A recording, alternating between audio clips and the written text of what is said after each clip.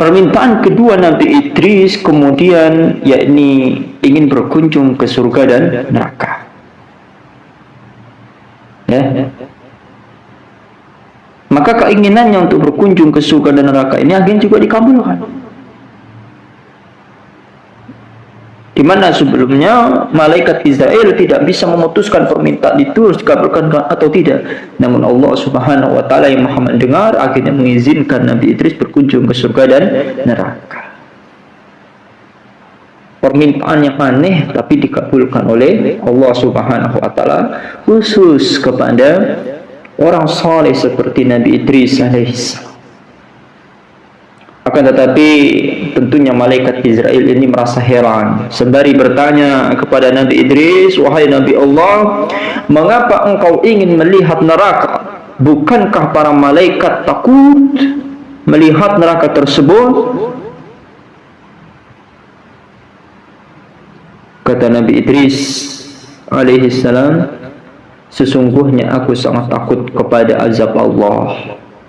Tapi mudah-mudahan imanku menjadi tebal setelah melihatnya. Setelah melihat siksa neraka, azab neraka."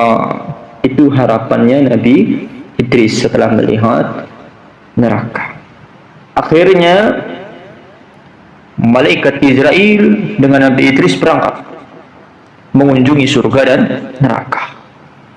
Pertama-tama mereka berkunjung ke neraka. Setiba di neraka, Nabi Idris langsung pingsan.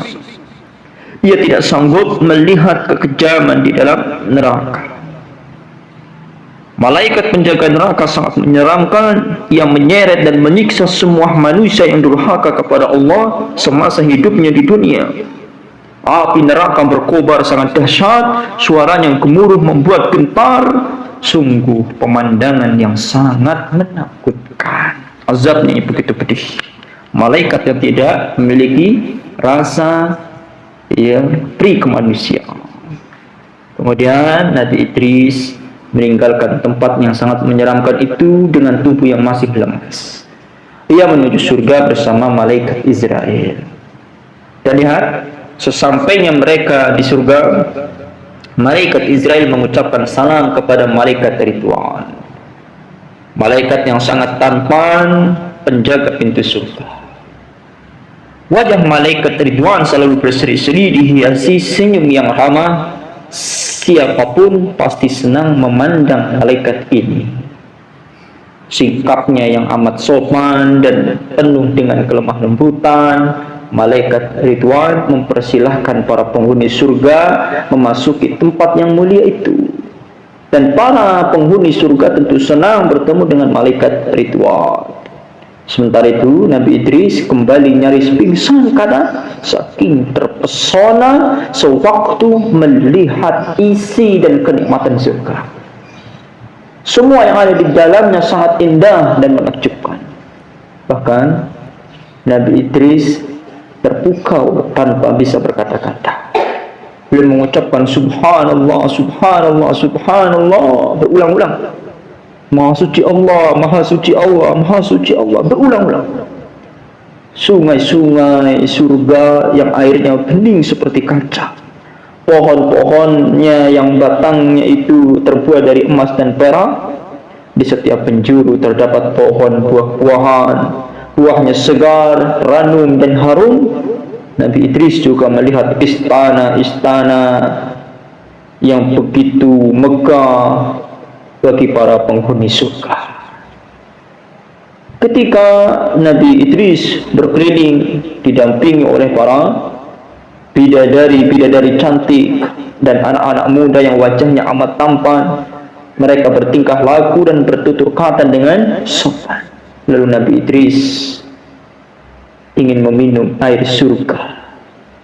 Dia bertanya, "Bolehkah aku meminum air surga ini? Air yang kelihatan sejuk dan segar sekali." Maka malaikat Israel menjawab, "Silakan. Silakan diminum. Inilah minuman bagi penghuni surga." Maka para pelayan ikhwani rahimakumullah, para pelayan surga pun datang. Mereka mengantarkan minuman air surga menggunakan gelas berupa piala yang terbuat dari emas dan perak. Nabi Idris pun meminum air surga itu dengan penuh nikmat, dengan mengucapkan Alhamdulillah, Alhamdulillah, Alhamdulillah 3 kali berulang-ulang terus. Ya, segala puji bagi Allah, segala puji bagi Allah, segala puji bagi Allah. Ya, sebagai bentuk rasa syukur. Setelah puas melihat surga, tibalah waktunya pergi bagi Nabi Idris untuk kembali kemana? Ke bumi. Tapi akhirnya ia enggan kembali ke bumi. Hatinya sudah terpikat pada keindahan dan kenikmatan surga Allah. Nabi Idris mengatakan, aku tidak mau keluar dari surga ini. Aku ingin beribadah kepada Allah sampai datangnya hari kiamat. Maka malaikat Israel menjawab, engkau boleh tinggal di sini setelah kiamat nanti. Setelah semua amal ibadah dihisab oleh Allah, engkau bisa menghuni surga bersama para nabi dan orang-orang beriman lainnya. Subhanallah. Tapi Allah yang Maha Pengasih, terutama kepada nabinya, akhirnya dia mengkaruniakan sebuah tempat yang mulia di langit, dan Nabi Idris menjadi satu-satunya nabi yang menghuni surga tanpa mengalami kematian. Ya, waktu diangkat ke tempat itu Nabi Idris berusia 82 tahun.